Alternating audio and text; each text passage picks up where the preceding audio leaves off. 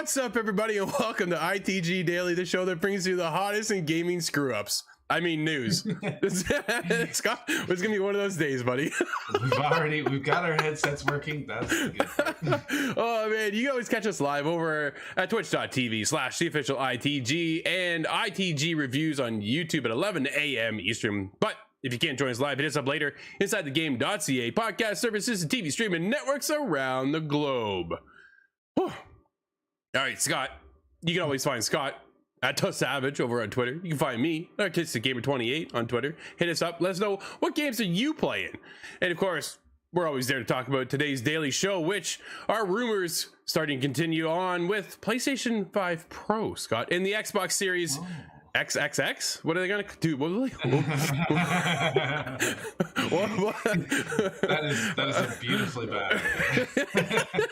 This is thanks to AMD, who's working on the next chip for the next generation of whatever those consoles are going to be.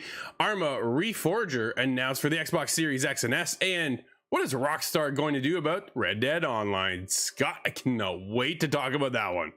Man, that one's been. I have several theories, but it's been eating at me for a long time. But let's get going, as next gen PlayStation, Xbox reportedly in works at AMD. This comes from Michael or at PSU. AMD has revealed that the team behind the SoCs for PlayStation and Xbox hardware are hiring for a verification engineer for a next generation chip.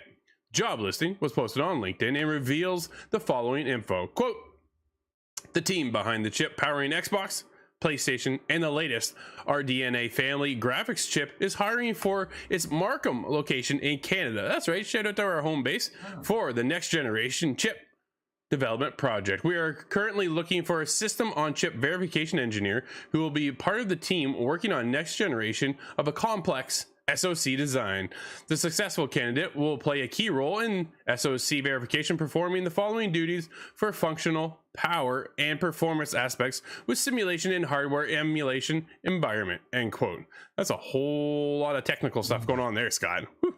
Yeah, from what I understand, this is just how you can emulate certain consoles, certain conditions on whatever the motherboard is. Gotcha. So presumably this pertains to new consoles from Sony and Microsoft, although we won't find out anything for sure for a while yet. Then again, those murmurs that Sony is working on PS5 Pro, so it could be related to the new hardware update. Scott, there's a lot of things going on, nothing really confirmed, obviously.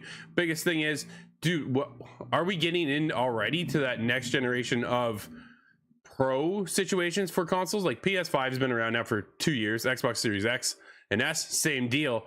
But they're having a hard time shipping the consoles out, right? Do they just step it up already and go, hey, you know what? Let's get rid of whatever we can possible. Let's go to that pro level and start boosting out more consoles. People will, dude, here's the thing. If you come out at a pro level now, because we're already so scarce on current hardware, people will just buy it up because they're just clamoring to get their hand on the console anyways. As long as the price doesn't rise too much, but it is quite early in the console cycle. So I can't remember back when PS4 Pro 4.5 came out. I don't remember how long into the life that was, but 3 or 4 years? 4 or 5 is kind of what I was thinking. Yeah, so it would be a little early. I'm wondering if this has more to do with the system checks when you're trying to log into a game. The issue that we just had last week, where Xbox Live went down and therefore nobody could play. And I'm wondering if this is kind of like a scramble answer to that issue. Yeah. Okay, so here it is. The PS4 came out in 2013. PS4 Pro came out in 2016. 3 years later. So that's kind of where we're at, right? So this would be a little early. But again, going on that shortage of things right now, would this allow them to do that? But then again, like what you're talking about, right? Maybe there's that situation as well. So there's a lot of rumors going on right now, but AMD now working on some more tech for whatever the next generation consoles are going to be. This is good news. Perhaps PlayStation emulation will be able to happen eventually. Instead of having to buy everything online, maybe this is a little system on chip. Yeah, results in emulation ability. Maybe this is an answer to that issue that I've only ever seen brought up constantly. Dude, PS Vita, right? We'll never see those games again. We'll see if that could be emulated then with PS5. I don't see why it couldn't. all the PlayStation discs that you have from PS3 era, but they don't work because it doesn't read that. PS2. Some science Dude, that I I gotta don't look. understand. So I'm looking at my back. Yo, okay. Do you have a cabinet full of PlayStation 2? No. Here's one for you, Scott. Metal Gear Solid 4. No. Okay. I do have The one I haven't played. I obviously have kids, right? So there's iPad. You ever played that one? No. Yeah, that's they use the eye camera, right? I think they call it the eye toy or something like that, and you would actually it would kind of go into this augmented reality, kind of like HoloLens, and have these pets actually within the world. But yeah, to play some, I wouldn't play iPad again, but if you want to jump into Metal Gear Solid 4, you can slide that in the PS5 if you have a disc tray, right? Maybe that's an opportunity that they're looking at moving forward. And how do you preserve some of these games now? Because we're getting into such a long generation of consoles. Dude, all the originals you have a hard time finding to play unless you have some kind of emulation hardware on your PC, or down the line of just being able to play some of these games. But how often... that's the other side. I know a lot of people do go back and they play some of these games, right? I know Northern Nerdcast is a big collector. Myself, I'm always moving towards the next new thing, not really normally going back. Scott, is there a particular game you want to go back to? Well, you're on Battlefield right now. Well, that specifically, yeah. Actually, funny enough, I'm playing 360 Battlefield, but Splinter Cell is the one that I can think of, the latest one that I returned to. Blacklist? Because I found all the discs. No, Nice. I went back to number 1.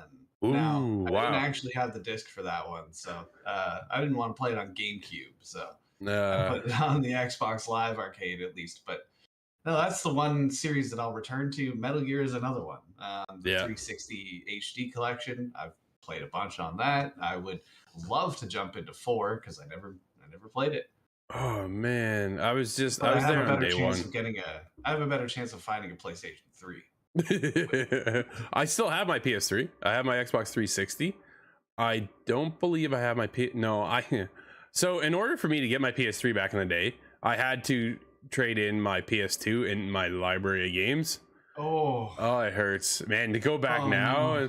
I gave up so many games, right? And you go into what we had EB Games at the time, and like they were 50 cents a game. I'm like, man, come on, really? I worked at Blockbuster during everybody's exodus onto the 360, and so bad. Oh, it was sad. I felt like a bad guy. Yeah, offering $20 based on your $100 library. I mean, 100 game library. Well, that's just it, right? We get like next to nothing, but it's the only way I could get enough money to go into the next generation at that time, being PS3. So yeah, man, it hurts now to think of, right? But either way, Scott, let's move on to the world of Arma Reforger. Comes to Xbox Series X and S via Game Preview and PC. Comes from Zachary over at Windows Central. Arma series of video games are military tactical shooters, more grounded in realism than your average video game, and boosted by a passionate community of gamers immersing themselves in the world and creating brand new content and mods. Arma came off of a mod, Scott. Correct? Right? I think that's the biggest thing. I don't recall exactly how that worked, because I know Arma was picked up by the U.S. military as a training exercise. So at some point it was legitimate enough. It must not have been a mod, but yeah, I know for sure. Bohemia Interactive is working on the next mainline title, Arma 4, but players can now get a sneak peek into the future of the franchise through the release of Arma Reforger on Xbox Series X and S and PC. Arma Reforger is a standalone online multiplayer experience built on Bohemia Interactive's new Infusion engine. Dude, not too many people coming out with engines now that Unreal Engine 5 is out. Yeah, no, it's surprising that they're using anything other than, well, DICE has their own version, the Frostbite. The only real competitor, I thought, in shooters. Ubisoft does their Anvil engine as well, right? So there are companies out there with their own for sure, but a lot of people now are moving, a lot of studios are moving over to the Unreal Engine, which makes a lot of sense, and aims to deliver new levels of military realism and creative freedom over its predecessor. It also lets Bohemia Interactive work with the community on Arma 4, which is confirmed to be in the works. Arma Reforger combines two distinct modes, with the conflict multiplayer mode tasking up to 64 players with accomplishing a variety of objectives while engaged in realistic military conflicts during the Cold War era. The Game Master mode, however, is where Arma Reforger and the Armor mode allows players. I think I skipped a line. Yeah, sorry. And the Arma franchise as a whole really shines as some of the best shooter games. This mode allows players to dynamically create and control custom scenarios and missions, including editing the scenario in real time while players engage with it. This mode also ties in seamlessly with Reforger's integrated mod support, which even lets console players utilize community created mods to build and alter the perfect scenarios, or to enjoy completed experiences built by other players. Scott, dude, is this the killer to Battlefield? Oh, that argument's been going for a long time now. Battlefield at its weakest, though. Now there is a challenge, but yeah, there's some interesting ideas they're working on here. This kind of game director position, I think that's really interesting. Yeah, and it's something that Battlefield doesn't do quite so well. You do get like an overall kind of coordinator who's able to drop certain things into the maps and do that kind of thing, but nobody's building a scenario so far that I know of in Battlefield. Sure. Arma Reforger is now available on a console exclusive on the Xbox Series X and S through Xbox Game Preview program. There is no Xbox One support here, and Bohemia Interactive has made zero indication there will be. Arma Reforgers also isn't available on PlayStation consoles at the moment. PC players can play Arma Reforger through Steam as an early access title. So there's that. No PlayStation, Xbox, PC only, through the Game Preview program, which means Game Preview is like early access over on Xbox, so keep that in mind, which means they're in early stages of development. The game is not completely finished, so look for, changes, bugs, all that kind of stuff to be in the mix still as they kind of continue to work away at the game. But I know Bohemia Interactive, dude, they've been crushing games for a long time. Obviously kind of popped out of DayZ, and that's kind of where I really know them for. And yeah, that's where it comes from. DayZ was a mod of Arma, I believe. That's okay. That's where it went.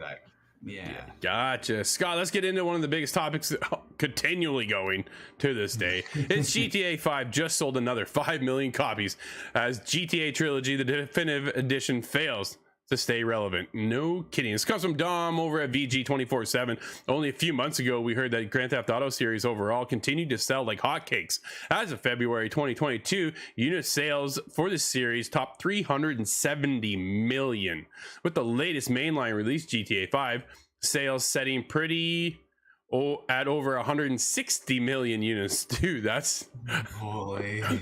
Oh man, come on, who doesn't own this already? I know I bought it 4 times. They'll never stop selling it, guys. We have to all make a decision together. We gotta band together and just stop. Has everyone forgotten about Grand Theft Auto the Trilogy, the definitive edition? Well, I think we all wanted to, right? Fast forward 3 months and the game has somehow sold even more. During a Take-Two Interactive conference call for Q4 2022, the publisher noted that GTA 5 sold yet another 5 million units over the last 3 months. 5 million units in 3 months, Scott. Holy. Now, that's obviously got to be due to the remastered version, right? I would think about that kind of helping boost that up. This means that Grand Theft Auto series combined has now sold 375 million copies across the globe since the last count. When you think about it, doesn't sound too good for GTA Trilogy, the definitive edition, which didn't even make it to 1 million units sold over the last quarter. Chalk that one up to delayed physical editions, horrendous bugs, and missing files. What's more, GTA Trilogy mobile release has been delayed until fiscal year 2023, or to put it more simply, it will be released between now and March 2023. Elsewhere in the world of Rockstar, Take-Two has revealed that Red Dead Redemption 2 has now surpassed 44 million copies sold, whilst GTA Online continues to do business and bring in regular income for the company. No way. Red Dead Online remains in a state of suspended animation. It's been over a year, Scott, a year since the game's last meaningful update. Oh man. Now, the Red Dead Online, so there's 2 reasons why we all need to play GTA 5 and then put it to bed. GTA 6 is never going to happen if we just keep buying 5. And 5 is a great game, but I want 6. I played 5 probably 4 times over now. Yeah, I'm finished. But aside of that, then we have Red Dead Redemption, which is just getting starved for content. It's been so long, a year since the last meaningful update. Are we gonna get another update? Just Or is before it we already too long? we'll get to that in just 1 second. But additionally, Scott, Take-Two has ports and remasters planned for the next 3 years, as it notes has, quote, twice as many immersive core titles. That's games with the deepest gameplay and the most hours of content, end quote, planned for the next financial year as it did the same period in 2022. Dude, I've heard they have 8 remasters and ports coming over. Holy, they might want to wait a little while to let the fizzle of the last port fade. But absolutely, right? That's the biggest thing. Now, I want to bring it up because we're obviously hot on the topic of. You ready for this one? Save Red Dead Online campaign prompts Take-Two's boss response. I've heard the frustration. This comes from Michael over at PSU. Scott, Take-Two, Big Cheese, Struss, Zelnick has acknowledged the ongoing Save Red Dead Online campaign, admitting he's heard the frustration that fans have with the online portion of Red Dead Redemption 2's multiplayer mode. The executive was quizzed by IGN ahead of the publisher's earnings call overnight about the campaign, and it seemed like fans will have to wait to hear what Rockstar has to say about any future updates. Rockstar Games talks about the updates that are coming, and we're working on an awful lot for Rockstar Games. Not Red Dead was mentioned, just Rockstar Games. I've heard the frustration. It's flattering. Really? That's the terminology you use? It's flattering that they want more content, and more will be said by Rockstar in due time. When asked if Take-Two is planning on support Red Dead Online long term, the executive said that was the case, but sole referring to the online servers, and that any future updates are down to Rockstar. Red Dead Online fans launched the campaign earlier this year after expressing their disappointment with the then latest update. It's fair to say that Rockstar hasn't given the game as much attention as GTA Online, which is still receiving a lot of updates despite launching way back in 2013, Scott. Okay, now let's... Yeah. Well, man, you could put another year on that where the online wasn't working. So perhaps it's 2014 by the time that was stable. Yeah, that's fair too, I guess, right? But still, like, well, honestly, taking 1 year off of 9 is not that big of a deal at this point. The game's been going for so long. Yeah, and I could only dream of content coming out for Red Dead Redemption Online. It is still one of them. You give me a pen and paper, I could write 100 ideas right now. Exactly, dude. The fact that we talk about it all the time. The fact that we don't have a heist mode situation in Red Dead Online is just baffling within itself, right? Like, that is meant to be done that way. That scenario, those campaigns, dude. There's huge opportunity just dropped for Red Dead fans when it comes to the online mode, and then you get GTA, who just keeps continually pumping out money. I want to be Texas Red. I want to be Texas Red fighting the Ranger with the big iron on his hip. I want to face down the Lone Ranger on a train heist. And there's just, the ideas can go and go and go. I've got a million of these. There's so many things to do, right? They can just take spin-offs of the campaign itself. There's a train heist within the campaign. Why don't we have a train heist within the actual online component? Blow the dynamite in the mountain pass. Oh, it's so good. There's so many. Man, just give me a co-op ability in the campaign. We can run just 2 of us. Sure. Man, they really did drop the ball, right? And I'm sure they're working on something, but the latest update, these they call them crimes. That's what it was. They call them crimes. Oh yeah. And we were like, ooh, is this the heist? No, it's like a 5 to 15 minute little scenario that you run out and then do it, and then that's it. You move on to the next one, and you kind of get some in-game currency you'd hand in to one of the guys. Like, what? Really? Yeah. Like, the other one kind of functioned like a Easter egg hunt. Yeah. The bounty hunter, I believe, in those. It was something. They added something to mix it up, but it wasn't nearly as substantial as GTA's. No, not at all. The races? Where's the online race category? They do have certain game modes. They do have races. They are there, but it's just it's so lackluster when you compare it to GTA Online, right? And it keeps making so much money. Do you think it's a time period thing? like the old Western days versus now. GTA Online at this point is pretty old itself, but everybody's still so heavily invested into that world. Dude, we're back into that world ourselves. I want to be over in Red Dead Land because it is absolutely beautiful. It's one of the, I think it's still the best game I've ever physically or visually seen, right? Like, it's, dude, the ripples in the water, the reflections, lived in world. Ooh. The NPCs have purpose and a house, and they cry over each other. Yeah, it is, man. Some of the scenarios, like Rockstar is at a whole other level when it comes to game development, but they're just not developing anything right now. And what, like, it's been a year since we've had Blood Money, I think is what the latest update was. And it's just like, man, I downloaded it. Here's the thing. I downloaded the game, jumped back in. I'm like, what am I doing here? Yeah, is there anybody here? Right? And like, my camp's still the same. Just hunting a horse pack full of animals and then log out, because that's all I end up doing. Pretty much, right? And then that was it. I bounced. So I was kind of like, that kind of sucks. We need to get the Hood Outlaws and Legends team working with Rockstar, because they both have beautiful ideas, and the combination would be a money printer. Oh, man. But, dude, let's continue on. More. Take-Two won't comment on possible FIFA partnerships. Says it has a great brand and incredible clout. This comes from Michael over PSU once again. Strauss Zelnick, CEO of Take-Two, refused to comment during the publisher's last earnings call if it's interested in partnering with the FIFA brand after the company parted ways with Electronic Arts earlier this month. Dude, here's the thing. EA left the FIFA brand because it cost them $1 billion every 4 years. Now Take-Two has that money thanks to GTA, right? Like, that won't be hard to kind of go, here you go. But the executive was quizzed by IGN if Take-Two was interested in complementing its existing sports lineup with FIFA.